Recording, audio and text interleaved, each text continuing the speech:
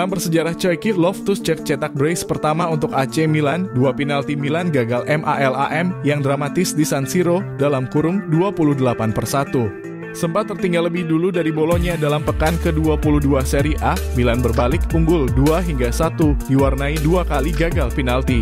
Sialnya, gawang mereka justru kebobolan lewat penalti di menit akhir sehingga laga berakhir imbang 2-2.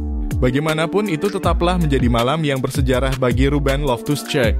Pertama kalinya, gelandang 28 tahun asal Inggris mencetak gol, bahkan langsung brace di San Siro sejak pertama bergabung dengan Milan dari Chelsea musim ini.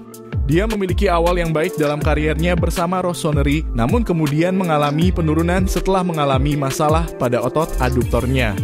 Dan Čojki, panggilan Loftus-Cheek tampaknya telah mengatasi masalah tersebut saat ia mencetak gol ke gawang Empoli. Dan Udinese sebelum mencetak 2 gol dalam hasil imbang 2-2 dengan Bologna dini hari tadi.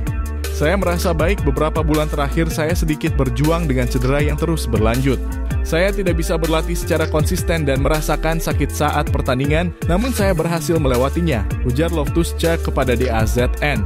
Sekarang saya mulai merasa lebih baik, saya bisa berlatih dan bermain secara konsisten, jadi saya benar-benar berusaha keras dan saya merasa baik secara fisik. Sangat disayangkan kami tidak meraih kemenangan hari ini, ujarnya kecewa. Milan yang mendominasi permainan kebobolan lebih dulu pada menit ke-29 setelah tendangan Joshua Zirkzee menembus kaki kiper Mike Maignan. Menit ke-42, Milan punya kesempatan menyamakan kedudukan setelah mendapat hadiah penalti. Namun tendangan Olivier Giroud ke arah kanan bisa dibaca dengan baik oleh kiper Bologna, Łukasz Skorupski. Baru 3 menit setelahnya Rossoneri menyamakan kedudukan setelah Ruben Loftus-Cheek menyambar umpan Davide Calabria dari sisi kanan dan mendahului Łukasz Skorupski yang coba menyergap bola. Milan mendapat hadiah penalti di menit ke-72 setelah Rafael Leao diganjal di kotak terlarang. Sayangnya, sepakan penalti yang dieksekusi oleh Theo Hernandez gagal setelah bola menerpa tiang gawang. Milan akhirnya berbalik memimpin pada menit ke-82. Loftus-Cheek kembali mencatatkan namanya di papan skor setelah mencetak gol melalui sundulan. Saat kemenangan Milan seperti sudah di depan mata, Bologna mendapat penalti di menit akhir laga. Wasit menunjuk titik putih setelah Filippo Terracciano secara ceroboh menarik kaos Riccardo Orsolini yang mencoba menyambar bola di depan gawang.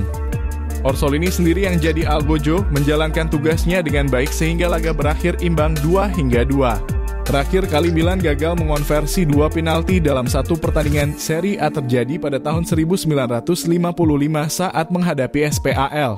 Kami pergi dengan penyesalan karena tidak memenangkan pertandingan, kata pelatih Milan, Stefano Pioli kepada Sky Sport Italia. Tendangan penalti menjadi masalah yang merugikan bagi Milan musim ini seperti yang telah menjadi penentu dalam tersingkirnya mereka dari Liga Champions, lagi-lagi melalui Giroud saat melawan Borussia Dortmund. Giroud dan Theo adalah eksekutor penalti yang sangat baik. Sayangnya, itu bukan malam terbaik mereka untuk itu. Sang pelatih mengungkapkan bahwa Rafael Leao sempat bercanda tentang situasi tersebut setelah masuk sebagai pemain pengganti. Leao mengatakan kepada saya bahwa ia akan mengambil penalti berikutnya. Dia mengambilnya saat latihan dan tidak mencetak banyak gol, tetapi mungkin akan berbeda dalam situasi pertandingan, tuturnya.